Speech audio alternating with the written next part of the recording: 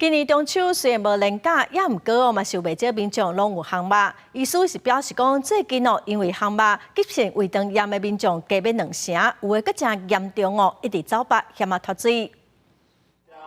实在烘甲香港讲，烘肉已经真做逐年中秋拢爱做诶代志，毋过嘛要注意家己诶身体敢会堪热。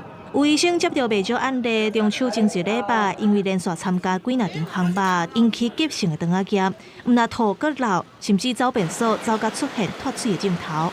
肠胃炎的患者来到急诊室，我们依照病人脱水状况、跟人虚弱的程度，跟其他的伴随症状跟其他的共病，去决定是不是要帮他抽血检查或是调予输液。2名30岁的患者，男性跟20岁的女性，他们因为脱水比较严重。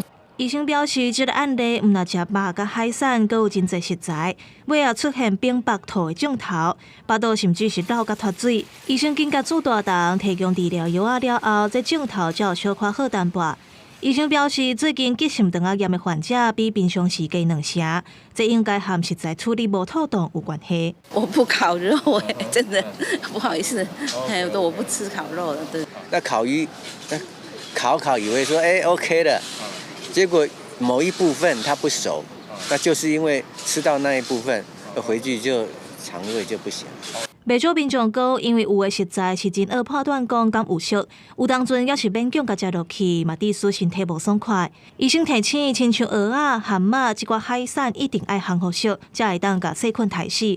若青甲熟的嘛爱分开处理，袂当揽做伙。